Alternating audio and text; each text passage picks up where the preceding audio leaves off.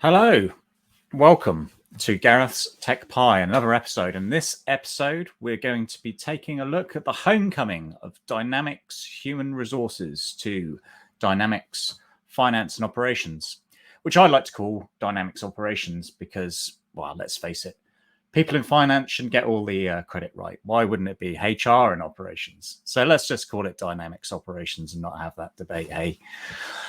I'm going to share my screen because I'm actually super excited about this return and the homecoming. For those of you who've been using Dynamics Talent, Dynamics HR over the years, you will have been in a straitjacket around the amount of things that you can check and change and adapt within Dynamics HR. Now we're coming back to finance and operations. It means that we do actually have a lot more within our control. I'm going to quickly share my screen, just bring this into view here. This is my demo environment, which is a Contoso demo environment. But it is actually now in the finance and operations setup.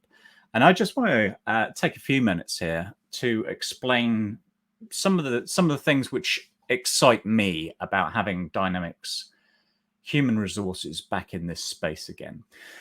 One of the things is that we do have this favorites on the side. Now, for those of you that do come into Dynamics Operations, you might be a bit overwhelmed with the amount of information in here. And that was one of the benefits of having Dynamics HR sort of out on its own, really, that it was a ring-fenced HR environment. Well, that ring fencing with the proper diligence and design around security can exist here too. And another benefit of this is that we've also got all of our worker information in the single system, which is quite key if you do have a secondary instance of Dynamics operations running. So here in our page, we do have a lot of tabs at the moment. We could restrict that down. I've got a system admin access here today, so we can see everything.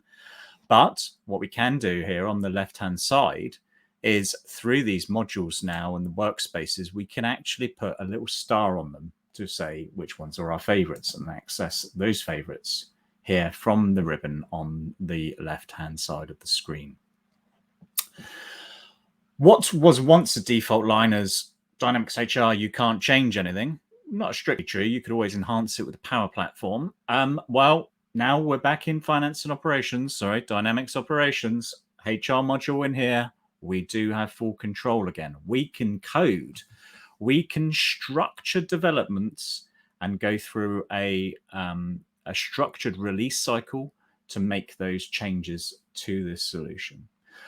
So as an example, some things that worked on the past, maybe you've got data entities which don't cover the data in the system. You need to create new ones because you perhaps want to be able to push information into the system where you couldn't do before, or you want to expose information for Power BI.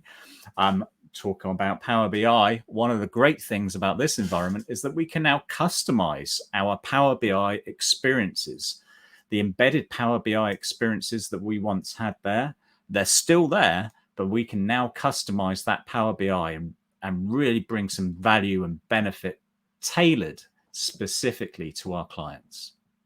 So those analytics that are peppered through these modules, here we have the personnel management one, which I've embedded a content pack from Power BI in just to give you an example around that adaptability that we get within this space. If you've seen one of my other videos, you'll also know about the business events coming into Dynamics Operations.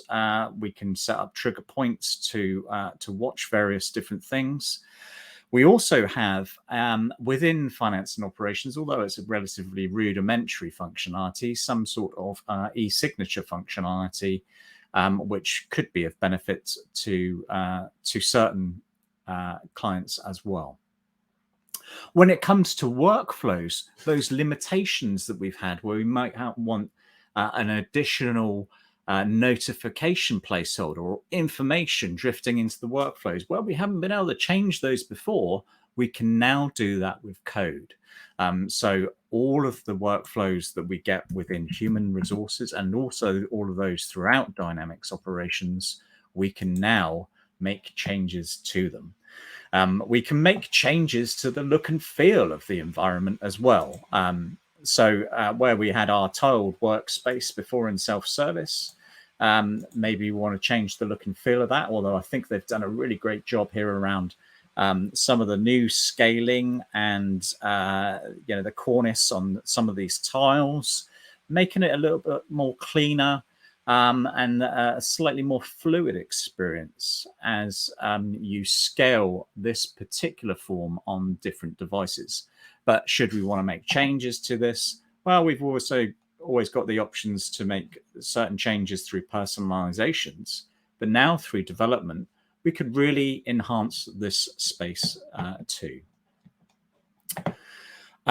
We also have a number of different health and sort of life cycle components that we can see from a technical point of view within life cycle services around the health monitoring of your solution, which gives us a stronger basis from which to manage your entire solution and scale that up with faster environments and faster technology, which is virtualized from Microsoft. But there really is nothing to be scared of in this move. This is an advancement. Microsoft Dynamics HR originally evolved from Dynamics Operations, or AX 2012 as it was in the time. So the record structures around positions and compensation, they're all relatively mature, but they matured within this product before they moved out. There has been an area of functionality which we've been missing a little bit around, and that is the connection of performance and compensation. And we do have the ability within Dynamics Operations to actually make some small improvements in that area by linking up development with various different compensation plans. And that has existed for some time, albeit maybe not comparable to the best of breed solutions, but certainly the elements are there, and you can capitalize on the use of those components within here. And we can do that by linking through some of our performance through to our compensation structures. All of the modules are covered. However, one that might be of particular interest, because the functionality has been relatively nascent, I would say, within Dynamics HR since Talent Attract was deprecated, which was Microsoft's applicant tracking solution. That moved off into the realms of LinkedIn.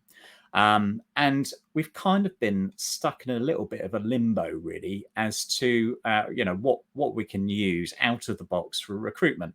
Well, recruitment projects have always been there, although not really used in Dynamics. But now we're back in the world of Dynamics Operations. We do have things like this recruitment management space again. And I think this is worth looking at for those organizations that need a relatively simple, out-of-the-box recruitment solution. I mean, perfect if you're working off of spreadsheets and that sort of thing, but also you've got a strong, secure platform here from which to extend.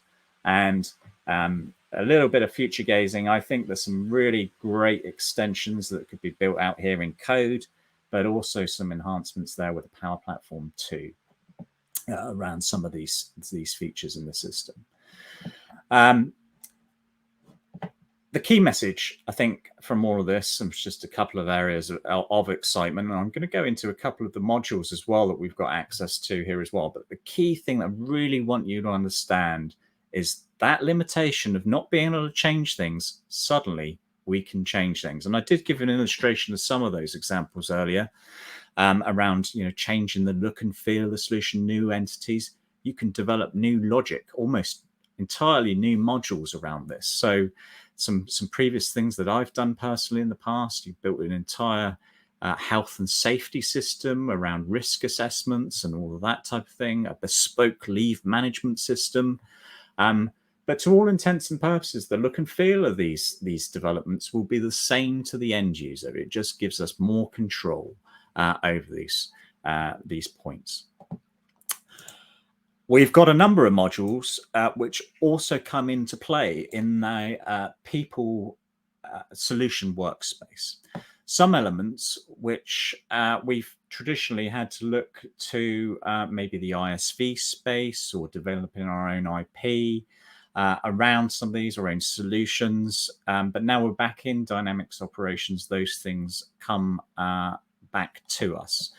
So some of the key bits here are expense management. So if you've got a siloed expense management system, we can run all of our expenses out of here and the payment to our employee supplier accounts from our expense management area. Quite a comprehensive setup available in there, which enables us to do tax recovery, per diems, and complicated policy rules.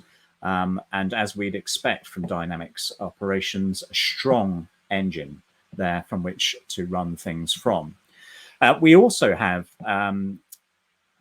information within Dynamics around budgeting. So this could play out in some of our extended workforce planning scenarios where you've got maybe management accountants who like to look at the positions, that master data of the positions, and link that through to your growth and perhaps future forecasts around growth, and bringing in some of the costing components like earnings code, taxes into that budgeting process if we want to. Timesheets as well. Timesheets are an area where we've often looked to other things, shifts, ISV solutions, Business Central, other components in the Dynamics space. And within Dynamics operations, we've got two real main solution areas in this. The first one is within project management and accounting. And here we can have a full timesheet system which will link through to the way that we manage our projects. And that can be surfaced to your users within this client, or you can enhance it through other scenarios too, such as Power Apps in that area. We also have a time and attendance system. So sometimes these things get confused. Time and attendance, timesheets, it's all time and attendance really, but the functionality is slightly different. So timesheet, I've done X hours on this day. Time and attendance, I want to check in. I want to say, I've clocked in. Maybe I've got some complicated rules here around my clocking in and clocking out. Great example, some interesting rules in California around their breaks and exactly what they get paid and don't get paid. So some really complicated global scenarios which can be driven out by this powerful functionality within Dynamics operations. And those are some of the main areas that we have within here that are available to us. Now we have the homecoming of Dynamics HR back to Dynamics operations. Thank you very much. Have a great day.